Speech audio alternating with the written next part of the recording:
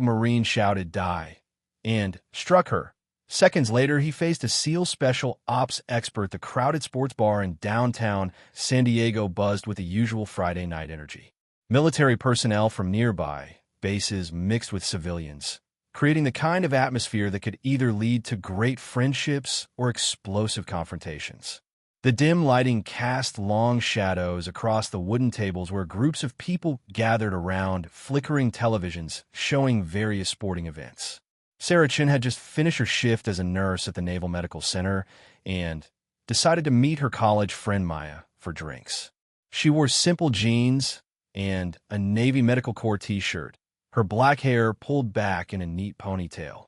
After 12 hours of caring for wounded servicemen and women, she looked forward to unwinding with casual conversation and maybe a burger. Maya Rodriguez, a civilian software engineer, had chosen this particular bar because it was known for being respectful toward military families. Her brother served in the Army, and she appreciated places where service members could relax without dealing with the usual civilian misunderstandings about military life. 3 tables away, Staff Sergeant Mike Torres sat with his Marine unit, celebrating their return from a challenging deployment in Afghanistan. The 28-year-old infantry leader had seen more combat than most Marines his age, and the stress showed in the way he gripped his beer bottle and scanned the room constantly. His squad mates noticed he had been drinking more heavily lately, though none felt comfortable addressing it directly with their respective leader.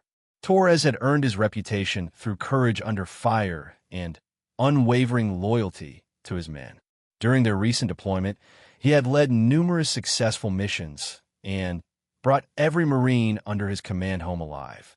However, the constant pressure of life and death decisions had begun taking its toll on his mental state, though he refused to acknowledge any problems. At the bar's far end, Commander James Wilson sat quietly nursing a coffee while reading reports on his tablet. The 35-year-old Navy SEAL had just returned from a classified mission overseas and was catching up on administrative duties before heading home to his wife and 2 young daughters. Wilson preferred coffee to alcohol, a habit developed during years of maintaining peak physical and mental readiness for operations that could launch at any moment. Wilson had served with SEAL Team 3 for over a decade, participating in some of the most dangerous missions in modern military history.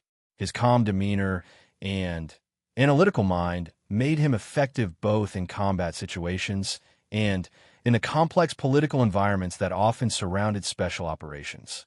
Unlike many in his profession, Wilson believed strongly in using minimal force necessary to achieve objectives, a philosophy that had served him well throughout his career. The evening progressed normally until Torres began making increasingly loud comments about civilians who didn't understand what real sacrifice meant.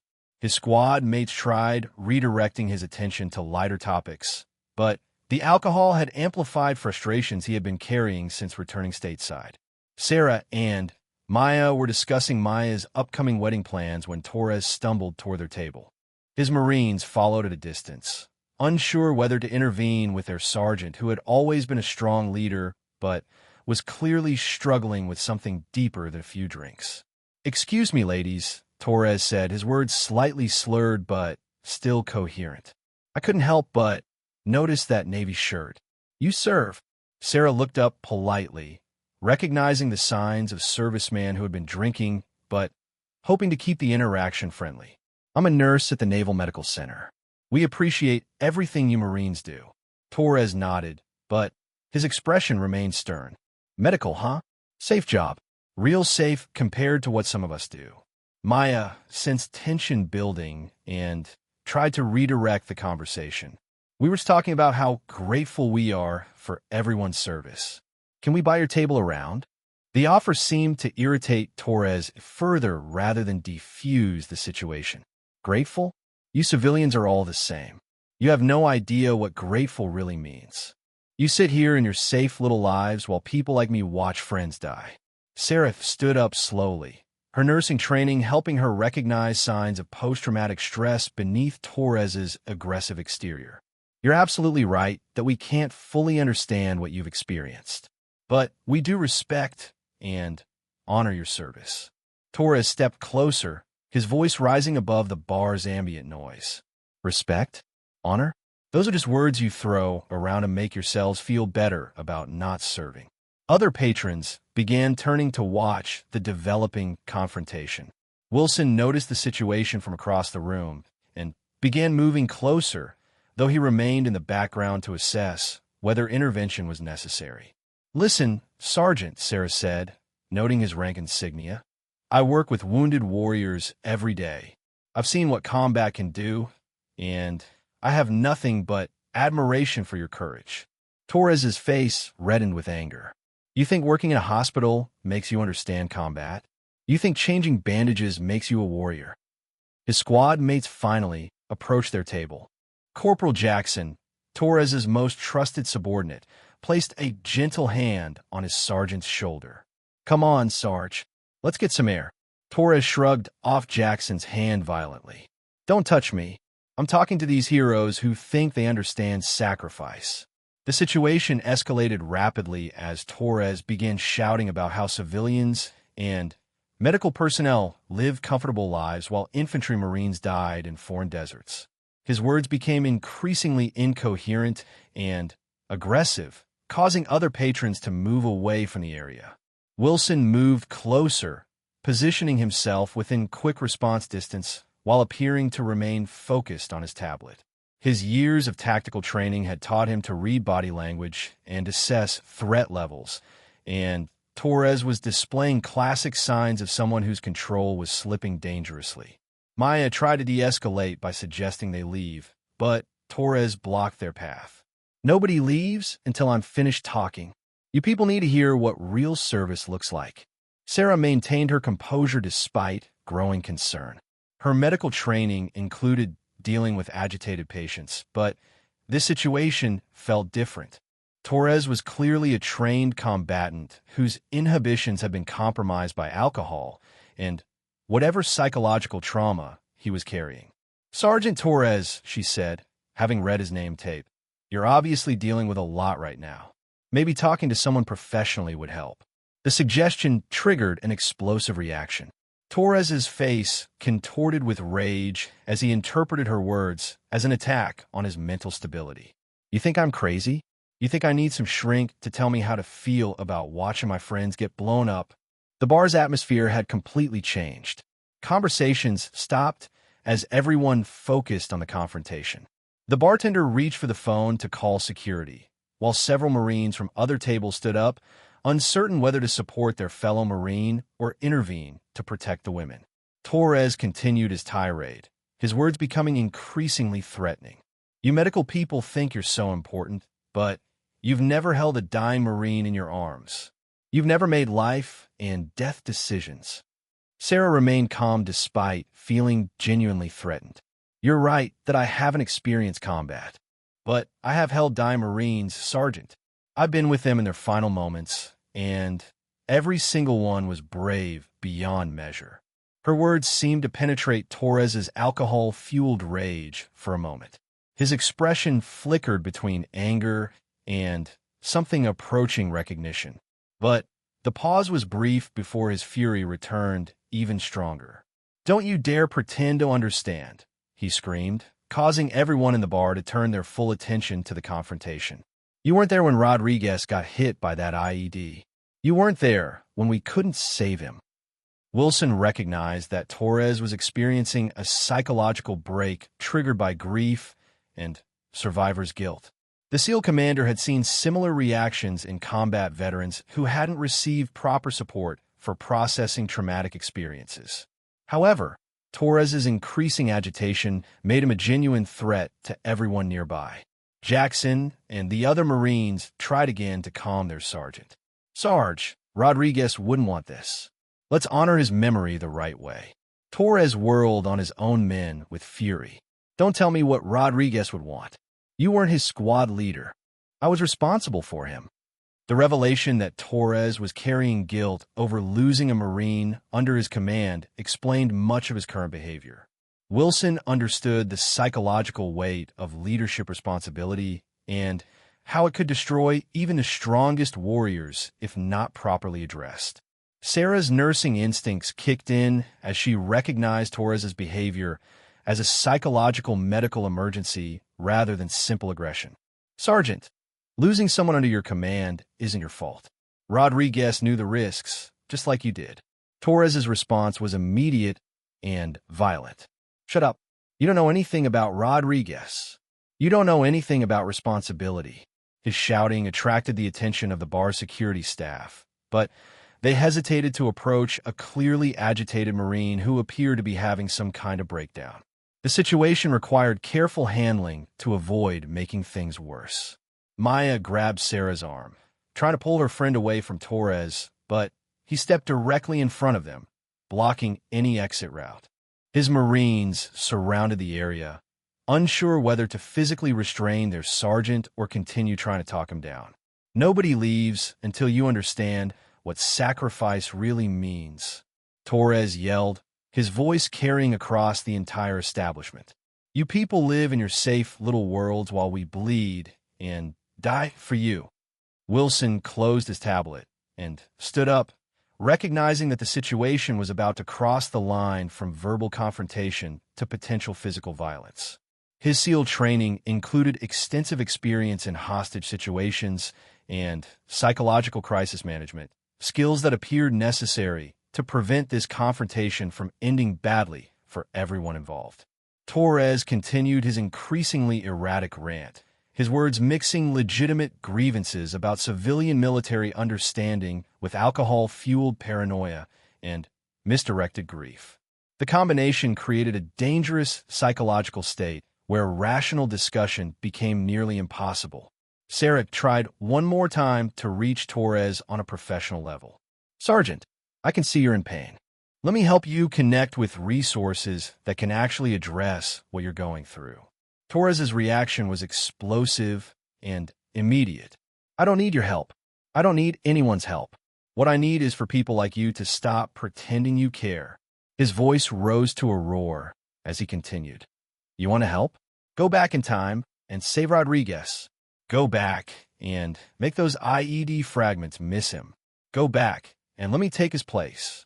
The raw emotion behind Torres's words revealed the depth of his survivor's guilt and the extent to which he blamed himself for his Marine's death. Wilson recognized this as a critical moment where Torres's psychological state could tip either toward violence or breakdown. Jackson made another attempt to reach his sergeant. Sarge, Rodriguez died, doing his job, protecting his brothers. He wouldn't want you destroying yourself over it. Torres spun toward Jackson with rage. You think this is about me destroying myself? This is about respect. This is about understanding what we go through. His attention returned to Sarah with increased intensity. You want to understand sacrifice? You want to understand what it means to be responsible for someone's life? Wilson began moving closer, recognizing the escalating threat pattern. Torres was displaying classic signs of someone whose rational control mechanisms have been overwhelmed by grief, guilt, and alcohol. The SEAL commander prepared himself to intervene if Torres made any aggressive moves toward the women. Torres's behavior became increasingly erratic as he paced back and forth, trapping Sarah and Maya between tables while continuing his increasingly incoherent rant about civilian ignorance and military sacrifice. His Marines watched helplessly as their respected leader displayed psychological wounds they had no training to address. The confrontation reached its breaking point when Sarah made one final attempt at professional intervention. Sergeant Torres, as a medical professional, I can see you're experiencing symptoms that require immediate attention. Please let us help you. Torres's response was swift and violent. Die, he screamed, swinging his fist directly at Sarah's face with the full force of his combat-trained body behind the blow. The punch connected solidly, sending Sarah stumbling backward into Maya as blood began flowing from her nose. The bar erupted in chaos as witnesses screamed, and Torres stood over his victim, his face showing a mixture of rage and shock at his own actions. Wilson was already in motion before Torres's fist made contact, his SEAL training allowing him to read the situation and react with split-second timing. The commander's years of experience in hostage rescue and close-quarters combat had prepared him for exactly this type of situation. As Torres stood over Sarah, breathing heavily and seemingly surprised by his own violence, Wilson appeared beside him with the fluid motion of someone who had spent years perfecting the art of tactical movement. The SEAL commander's presence changed the entire dynamic of the confrontation in an instant. "That's enough, Marine," Wilson said quietly, his voice carrying the unmistakable authority of someone accustomed to being obeyed without question. "Step back from the lady."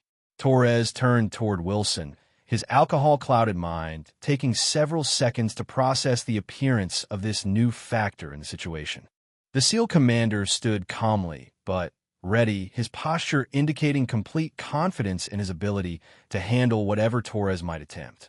"This isn't your business, Navy," Torres snarled, though something in Wilson's demeanor gave him pause. "These civilians need to learn respect." Wilson moved between Torres and the women, his position protective but not overtly aggressive. "The only person here who needs to learn respect is you, Sergeant. And you're about to get a very comprehensive education." Marine shouted die and struck her. Seconds later, he faced a SEAL Special Ops expert. Wilson's calm presence seemed to cut through the chaos like a blade through silk. While other patrons backed away from the confrontation, and Torres's Marines stood frozen in uncertainty, the SEAL commander radiated the kind of controlled confidence that could only come from years of handling life and death situations with surgical precision. Sarah wiped blood from her nose while Maya helped her to a nearby chair. The nursing training that had kept Sarah calm during the verbal confrontation now helped her assess her injury as minor despite the shock of being struck. Her professional mind cataloged the damage while she watched Wilson face down Torres with an almost supernatural composure. Torres, despite his alcohol-impaired state, recognized something dangerous in Wilson's bearing. The Marine sergeant had served alongside Special Operations Forces during deployment and knew the signs of someone who had operated at the highest levels of military expertise. However, his pride and psychological instability prevented him from backing down. "You think you scare me, Navy?" Torres said, though his voice lacked the conviction it had held moments earlier. "I've been fighting longer than you've been playing soldier." Wilson's expression remained neutral, but those who knew him well would have recognized the slight tightening around his eyes that indicated his transition from observer to operator. Years of SEAL training had taught him to remain calm while preparing for immediate action, a skill that served him well in both combat and civilian confrontations. "I'm not here to fight you, Marine," Wilson replied evenly. "I'm here to prevent you from making the biggest mistake of your life." Jackson and the other Marines watched their sergeant face off against someone who clearly outmatched him in both tactical skill and psychological stability.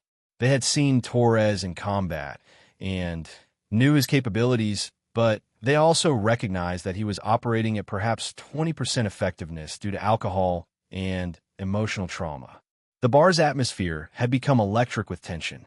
Other military personnel present understood they were witnessing something extraordinary, a confrontation between two highly trained warriors where the stakes extended far beyond a simple bar fight.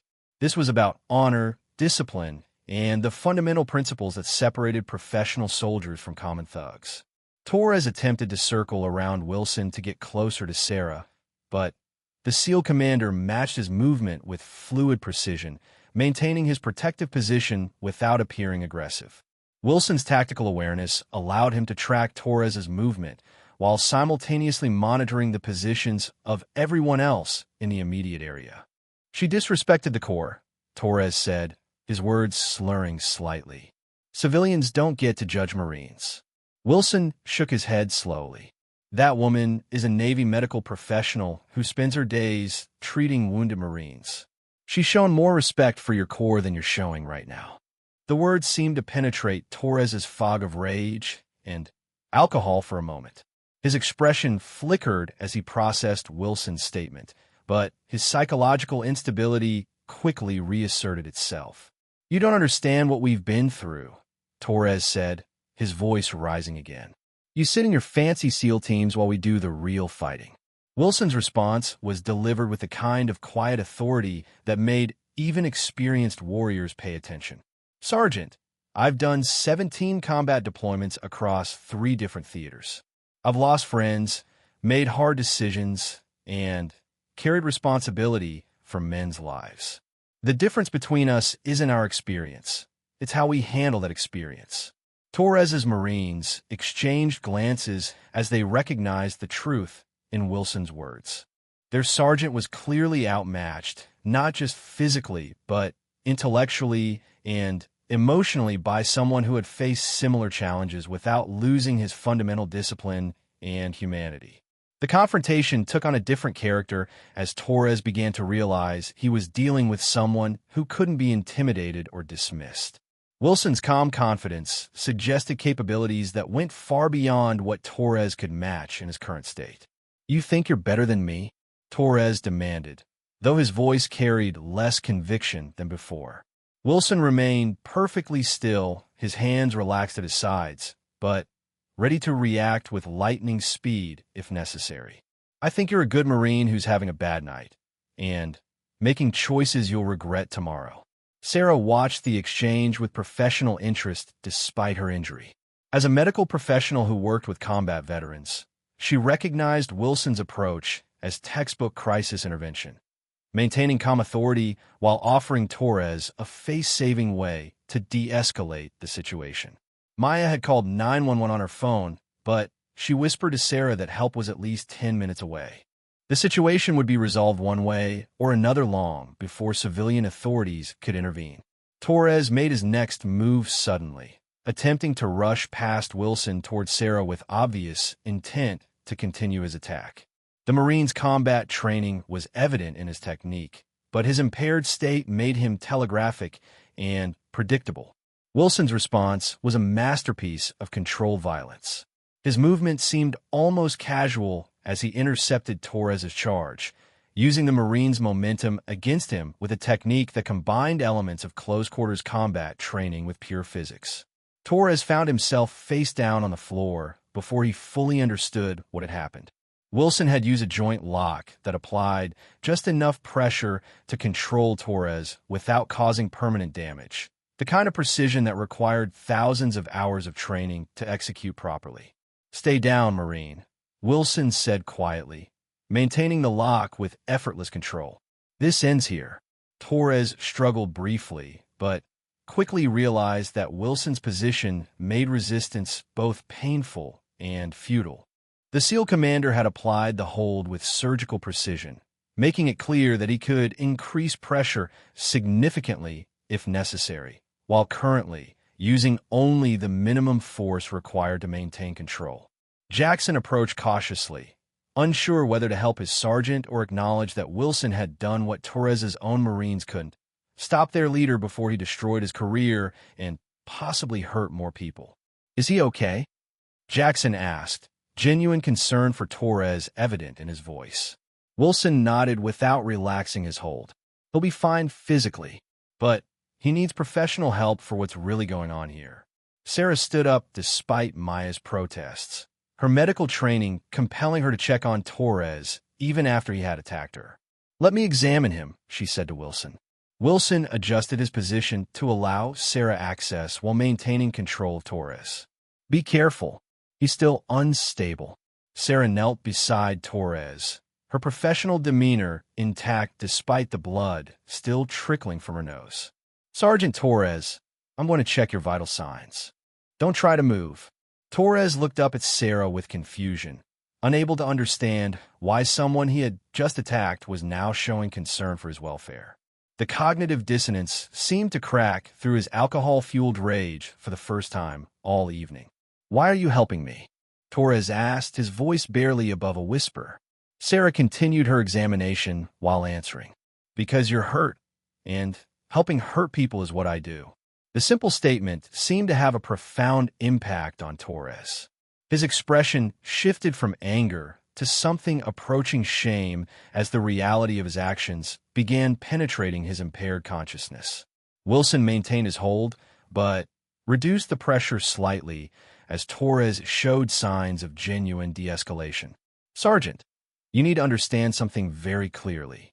This lady you attack spends her days saving Marines like you. She's not your enemy."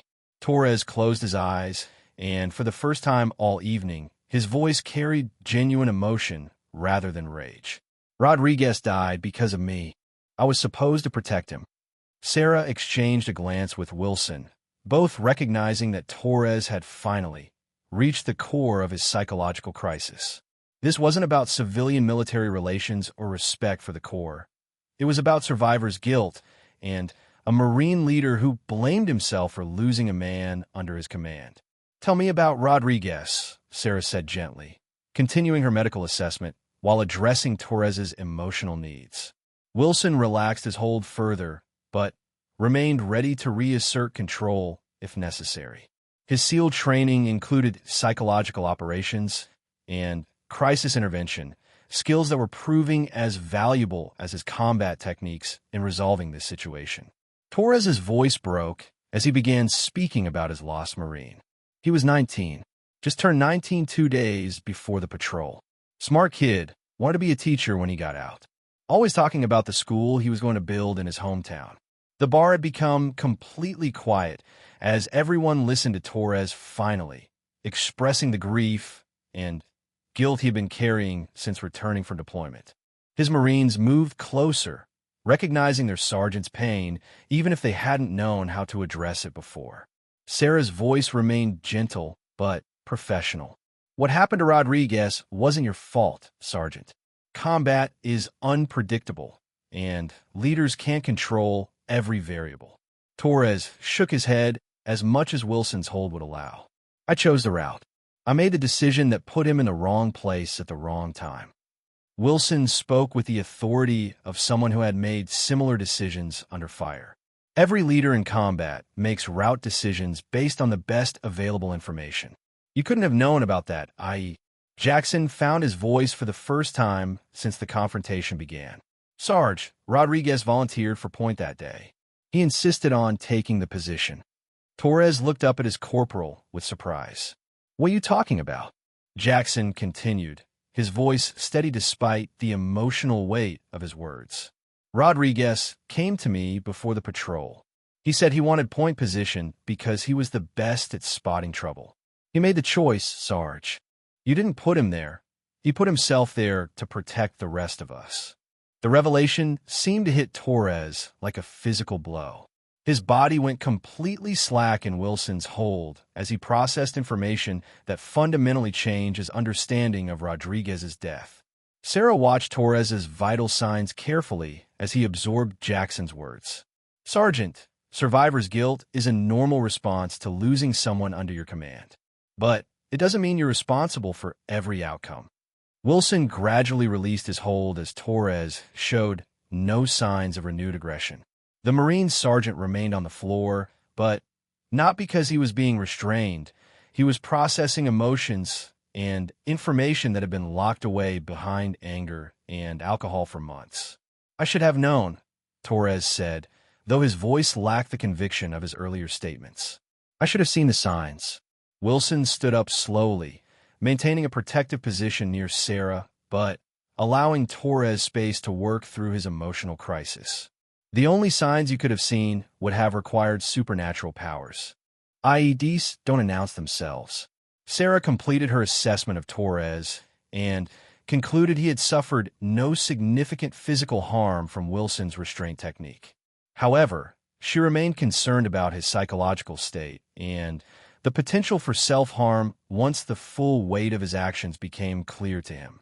"Sergeant Torres, you need to speak with a mental health professional as soon as possible," Sarah said. "What you're experiencing is treatable, but you need proper support." Torres sat up slowly, his movements careful and controlled as he tested Wilson's willingness to allow him mobility. The SEAL commander remained alert, but didn't interfere as Torres demonstrated no aggressive intentions. "I hit you," Torres said to Sarah, the reality of his actions finally penetrating his consciousness completely. "I actually hit a woman who helps Marines." Sarah nodded, but kept her voice gentle. "Yes, you did. But right now, I'm more concerned about getting you the help you need than punishing you for a mistake made while you were in crisis." The bar's other patrons began returning to their conversations as the immediate threat passed, though many continued watching the resolution of what had been an extraordinarily tense situation. Torres's Marines remained close, unsure how to help their sergeant, but committed to supporting him through whatever came next. Wilson addressed Torres directly, his voice carrying both authority and compassion. "Sergeant, you have a choice to make right now. You can let this night define you, or you can use it as the moment you decided to get the help you need." Torres looked around the bar, taking in the faces of his Marines, the woman he had attacked who was now trying to help him, and the SEAL commander who had stopped him from making an even worse mistake. The full weight of his actions was becoming clear as his alcohol-impaired judgment gave way to sober reflection. "What happens now?" Torres asked, his voice carrying the uncertainty of someone whose entire worldview had shifted in the course of a few minutes. Wilson exchanged a glance with Sarah before answering. "That depends on several factors, but the most important one is whether you're willing to accept responsibility and get help." Sarah wiped the remaining blood from her nose with a napkin Maya handed her.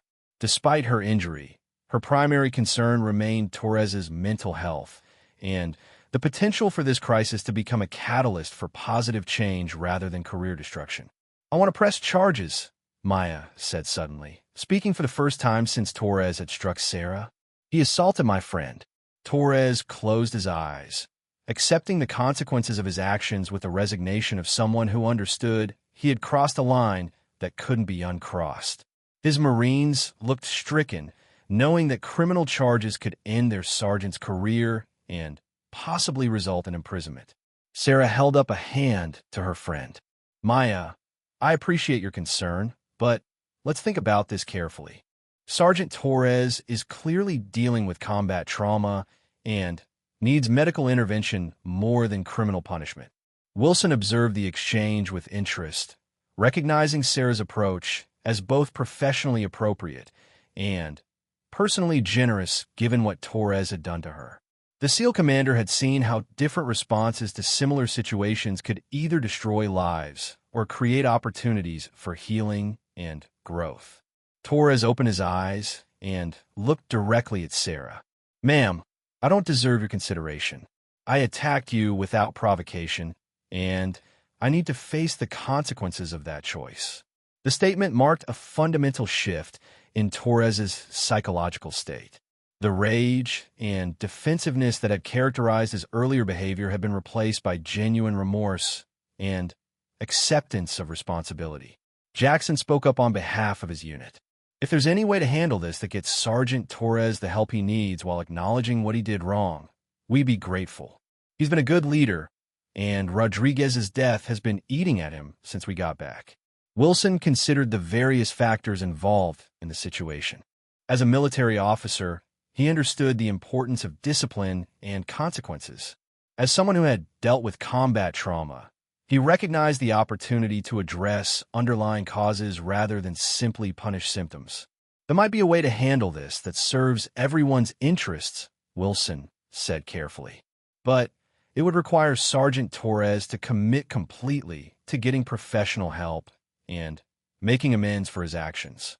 Sarah looked at Maya, hoping her friend would understand the bigger picture of what was happening. "Maya, I know you're angry about what happened to me, but Sergeant Torres is a wounded warrior who made a terrible mistake while in crisis. Maybe there's a better solution than criminal charges."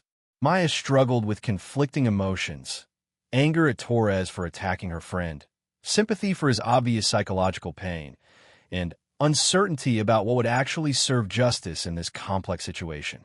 Torres made the decision easier by addressing Maya directly. "Ma'am, your friend has every right to press charges, and you have every right to support that decision. I won't fight it, and I won't make excuses. I did something inexcusable." The honesty and accountability in Torres's statement seemed to affect Maya's perspective. She looked at Sarah, then at Wilson, and finally at Torres himself before responding. "If Sarah is willing to consider alternatives, and if you're genuinely committed to getting help and making this right, maybe we can find a better solution," Maya said slowly. Wilson nodded approvingly at Maya's response. What I'm thinking is a comprehensive approach that addresses accountability, makes amends, and gets Sergeant Torres the professional help he needs. Sarah was intrigued by Wilson's suggestion. What kind of comprehensive approach? Wilson outlined his thinking methodically. Sergeant Torres voluntarily commits to immediate psychological evaluation and treatment. He makes a formal apology and provides community service specifically related to supporting combat veterans with PTSD. And he participates in educational programs about civilian-military relations. Torres listened to Wilson's proposal with growing hope that he might be able to make amends for his actions without completely destroying his career and future. I'll agree to anything that helps other Marines avoid what I went through tonight. Jackson and the other Marines exchanged relieved glances, recognizing that Wilson's approach offered their sergeant a path forward that acknowledged his mistakes while addressing the underlying causes. Sarah considered the proposal carefully, weighing her desire to see Torres get appropriate help against the need to ensure he faced meaningful consequences for his assault. I think that approach addresses both accountability and treatment, but I want to be involved in monitoring his progress. Wilson smiled slightly, the first time his expression had relaxed since the confrontation began. I think Sergeant Torres would benefit from working with someone who understands both the military culture and the medical aspects of what he's dealing with. The resolution was taking shape through a combination of compassion, accountability, and practical problem-solving that addressed everyone's legitimate concerns while focusing on positive outcomes rather than simply punitive measures. Marine shouted die and struck her. Seconds later, he faced a SEAL Special Ops expert. The police arrived just as Wilson finished outlining his comprehensive approach to resolving the situation. Two patrol officers entered the bar with the cautious alertness of law enforcement professionals responding to a reported assault involving military personnel. They had dealt with similar situations before and understood the complex dynamics that could arise when combat stress intersected with civilian life. Officer Martinez, a Marine veteran himself, surveyed the scene and immediately recognized the signs of a situation that had de-escalated naturally rather than requiring forceful intervention. His partner, Officer Kim, noted the absence of ongoing hostility and the cooperative body language of everyone involved. Sarah stood up to meet the officers, her medical professionalism evident as she briefly explained what had occurred while emphasizing Torres's need for psychological intervention rather than criminal prosecution. Her approach surprised the officers, who were accustomed to assault victims demanding immediate arrest and prosecution. "Ma'am, I need to understand exactly what happened here," Officer Martinez said, pulling out his notebook while assessing Torres, who remained seated on the floor with his Marines surrounding him supportively. Wilson introduced himself and provided his military credentials, which immediately changed the officers' approach to the situation. They recognized that they were dealing with someone whose judgment and recommendations carried significant weight within the military community. Commander Wilson was instrumental in preventing the situation from becoming much worse, Sarah explained. Sergeant Torres is clearly dealing with combat-related psychological issues and made a terrible mistake while impaired. Officer Kim examined Sarah's injury, noting that while Torres had clearly struck her, the damage was relatively minor and consistent with a single blow rather than sustained violence. "Do you want to press charges, ma'am?" Torres stood up slowly, his Marines remaining close, but allowing him to face the consequences of his actions directly. "Officers, I assaulted this lady without provocation. She has every right to press charges, and I won't contest them." Officer Martinez looked between Torres, Sarah, Wilson, and Maya, recognizing that this was not a typical bar fight or simple assault case. The complexity of the situation and the apparent willingness of all parties to seek constructive solutions rather than purely punitive ones suggested that alternative approaches might be appropriate. "What exactly are you all proposing instead of criminal charges?" Officer Kim asked, her skepticism evident, but not dismissive. Wilson explained his comprehensive approach in detail, emphasizing the elements of accountability, treatment, community service, and ongoing monitoring that would address both the victim's concerns and the underlying causes of Torres's behavior. Sarah supported Wilson's proposal while making clear that her decision was based on professional assessment rather than simple sympathy. As a medical professional who works with combat veterans, I believe Sergeant Torres needs treatment more than punishment. But I also want assurance that he'll be held accountable for his actions. Officer Martinez consulted briefly with his partner before responding. This kind of alternative resolution would need approval from the district attorney's office and coordination with the military justice system. It's not something we can arrange on the spot. Torres's commanding officer chose that moment to arrive at the bar, having been contacted by Jackson when it became clear that their sergeant situation required intervention from higher authority. Lieutenant Colonel Hayes was a seasoned infantry officer who had dealt with similar cases involving combat stress and understood both the disciplinary and therapeutic aspects of addressing such problems. "Sergeant Torres, you are in a world of trouble," Hayes said without preamble as he approached the group. "But before we discuss consequences, I need to understand exactly what happened here."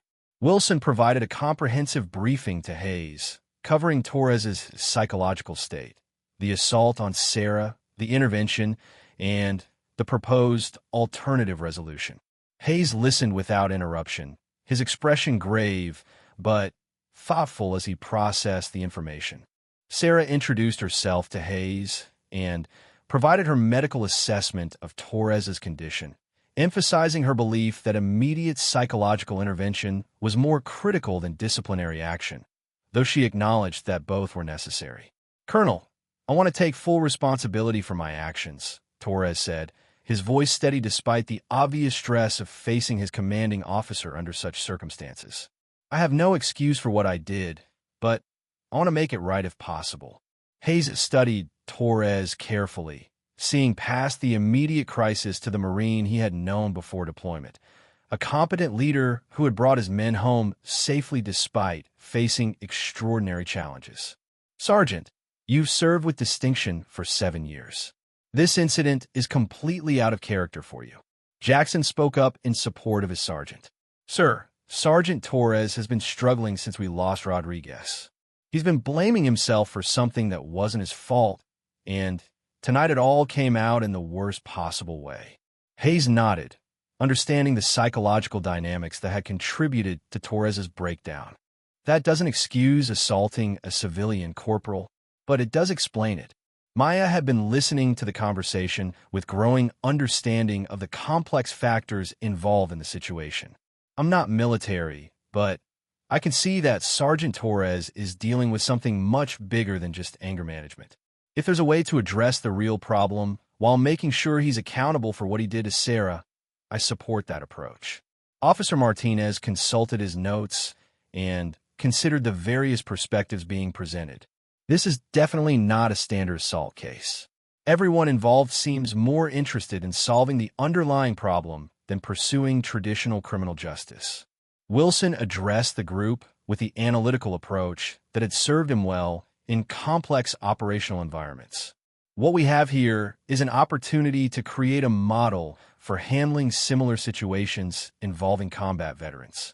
We can either process this through traditional channels that may not address the root causes, or we can develop a comprehensive solution that serves everyone's interests." Hayes was intrigued by Wilson's perspective. "Commander, what specific elements would you include in this comprehensive approach?"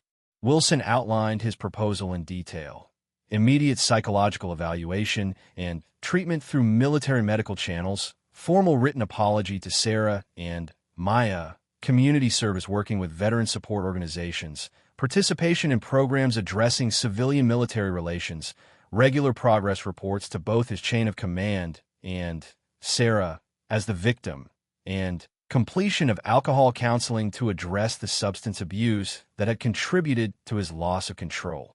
Sarah added her own requirements. Torres would need to demonstrate genuine progress in therapy before she would consider the matter resolved. He would participate in educational programs at the Naval Medical Center about the impacts of assault on victims, and he would provide references from his treatment providers confirming his engagement with the therapeutic process. Torres listened to the comprehensive requirements without objection, recognizing that the proposed approach offered him a chance to address his psychological wounds while making meaningful amends for his actions. I agree to all of those requirements, whatever it takes to make this right and prevent other Marines from going through what I did tonight. Hayes consulted with the police officers about the procedural requirements for implementing such an alternative resolution. Officers, assuming the victim is willing to pursue this approach and the district attorney agrees, what would be required from a legal standpoint?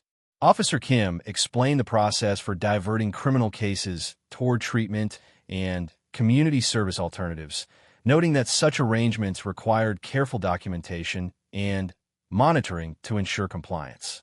The key factors would be the victim's voluntary agreement, the defendant's willingness to admit responsibility, and a comprehensive plan for supervision and accountability. Sarah made her position clear to everyone involved. I'm willing to pursue this alternative approach, but I want regular updates on Sergeant Torres's progress, and I reserve the right to pursue criminal charges if he fails to follow through on his commitments. Maya supported her friend's decision while adding her own concerns. I also want assurance that if this doesn't work out, or if Sergeant Torres fails to live up to his commitments, there will still be legal consequences for what he did. Wilson addressed the concerns about accountability and follow-through. I propose that I serve as the primary monitor for Sergeant Torres's compliance with all requirements. My position gives me both the authority and responsibility to ensure he follows through on every commitment. Hayes approved Wilson's suggestion while adding his own command oversight. Commander Wilson would coordinate with my office to ensure that Sergeant Torres meets both the therapeutic and disciplinary requirements of this arrangement. Torres spoke directly to Sarah, his voice carrying genuine remorse and determination. Ma'am, I know my words don't change what I did to you, but I want you to know that I will spend however long it takes proving that I'm better than what I showed you tonight. Sarah studied Torres's expression carefully, using her professional experience in assessing patient sincerity and commitment to treatment. Sergeant, I can see that you're genuinely remorseful, and I believe you want to make this right. That's why I'm willing to give you this opportunity. The police officers completed their paperwork while documenting the alternative resolution agreement that all parties had negotiated. Officer Martinez noted that this type of comprehensive approach to handling assault cases involving combat veterans could serve as a model for other jurisdictions dealing with similar situations. Hayes addressed his subordinate with the combination of authority and concern that characterized effective military leadership. Sergeant Torres, you are being given an extraordinary opportunity to address your problems and make amends for your actions. Do not waste it. Wilson provided Torres with his contact information and established a schedule for regular check-ins to monitor progress and provide support as needed.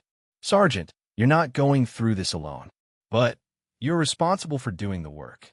Sarah and Maya prepared to leave the bar, with Sarah's injury requiring medical attention and both women needing time to process the extraordinary events of the evening. Before departing, Sarah spoke once more to Torres.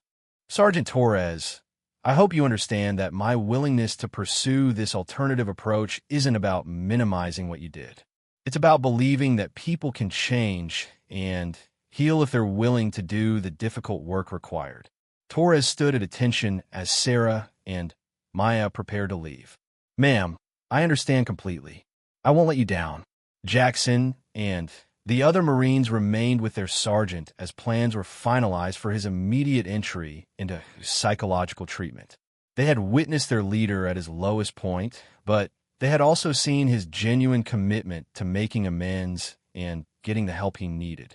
Hayes coordinated with Wilson to ensure seamless transition between military disciplinary procedures and the comprehensive treatment approach they had negotiated.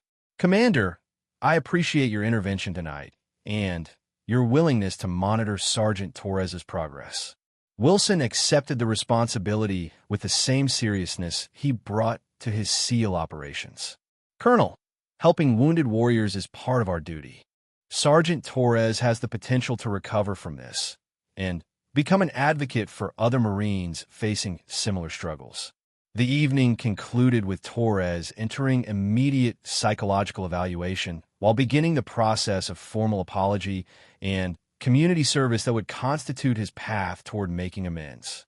The bar staff, who had witnessed the entire confrontation and resolution, commented among themselves about the extraordinary maturity and problem-solving skills demonstrated by everyone involved.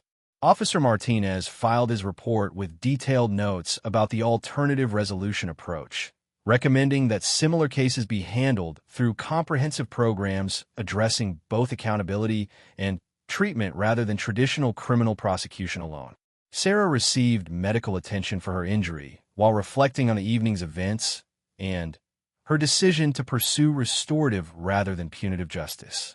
Her background working with combat veterans had prepared her to recognize the difference between malicious violence and crisis-driven behavior, though she remained committed to ensuring Torres followed through on his commitments. Maya struggled with mixed emotions about the resolution, but ultimately supported her friend's decision while maintaining skepticism about whether Torres would actually complete the demanding program they had negotiated. 3 months later, Sarah received a letter from Torres along with documentation of his progress in therapy, completion of community service hours, and participation in educational programs about civilian-military relations. The letter included a formal apology that demonstrated genuine understanding of the impact of his actions and sincere commitment to preventing similar incidents involving other veterans. Wilson's monitoring reports indicated that Torres had exceeded expectations in every aspect of his treatment program, showing particular effectiveness in peer counseling work with other Marines struggling with combat stress and survivor's guilt. Hayes noted in Torres's performance evaluation that while the sergeant had made a serious mistake that resulted in significant consequences, his response to those consequences had demonstrated the character and leadership potential that made him valuable to the Marine Corps. Sarah framed Torres's letter and kept it in her office at the Naval Medical Center as a reminder that even the most difficult situations could be resolved through approaches that balanced accountability with compassion and focused on healing rather than simply punishment. The comprehensive approach developed that night became a model program adopted by other military installations and civilian jurisdictions for handling similar cases involving combat veterans, demonstrating that innovative solutions could serve justice while addressing the root causes of destructive behavior. Torres returned to full duty after completing his treatment program and became an advocate for mental health resources within the Marine Corps, using his experience to help other Marines recognize and address combat stress before it reached crisis levels. Wilson continued his SEAL operations while maintaining occasional contact with Torres, taking satisfaction in seeing a fellow warrior recover from psychological wounds and channel his experience into helping others avoid similar struggles. The evening that began with rage, violence, and crisis had been transformed through courageous choices by everyone involved into an opportunity for healing, growth, and positive change that extended far beyond the immediate participants to benefit other veterans facing similar challenges.